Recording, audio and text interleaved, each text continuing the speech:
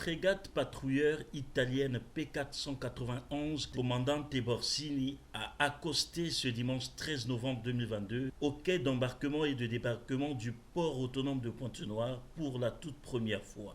Nouveau gage du réchauffement des relations diplomatiques entre l'Union européenne et la République du Congo.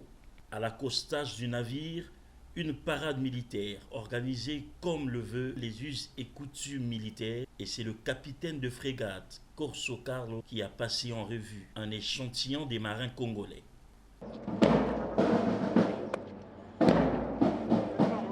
Mon colonel. Après s'étant suivi l'embarquement à bord du navire italien des délégations de l'Union européenne et congolaise conduites par l'ambassadeur d'Italie au Congo, son Excellence Luigi Diodati, présentant les caractéristiques du navire Borsini et le rôle qu'il peut jouer dans les opérations de maintien de la paix et de la sécurité maritime.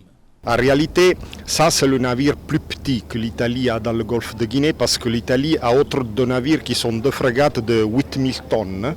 Ce navire-ci est 1500 tonnes. Comme vous avez vu, c'est un navire petit, mais comme je disais auparavant, c'est bourré de technologie. Il y a de la technologie Leonardo, des radars, il y a des canons Otomelara et l'hélicoptère Leonardo qui sont considérés dans le secteur militaire parmi les meilleurs au monde. Même la marine congolaise peut profiter et être avantagée par ces escales parce que d'habitude on fait même des activités de coopération. Quand le navire repart, il est accompagné par un autre navire congolais, on peut embarquer des matelots congolais sur le navire. Au nom de la délégation de l'Union européenne, pleinement déterminée à défendre la liberté de la navigation dans les eaux maritimes continentales, son Excellence Giacomo Diaroso a rappelé le rôle que joue l'architecture de Yaoundé, qui est une forme de coopération régionale entre les différents pays de la région. Nous avons ce qu'on appelle l'architecture de Yaoundé, qui a été créée d'ailleurs il y a exactement 10 ans. Donc l'année prochaine, nous allons célébrer les 10 ans de l'architecture de Yaoundé. Qu'est-ce que c'est ? C'est une forme de coopération régionale entre les différents pays de la région pour travailler ensemble. Ils se sont mis d'accord et ils ont créé des centres dans lesquels, par exemple, le CRESMAC qui se trouve ici à Pointe-Noire.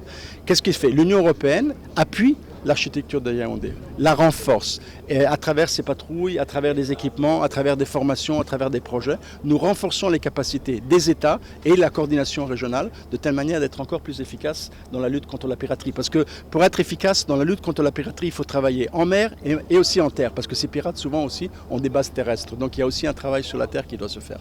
La sécurité et la prospérité de l'Union européenne dépendent essentiellement des lignes de communication maritime sûres et libres en tant que deuxième exportateur et troisième importateur mondial des matières premières. Son économie et sa sécurité reposent largement sur le transport et les infrastructures maritimes.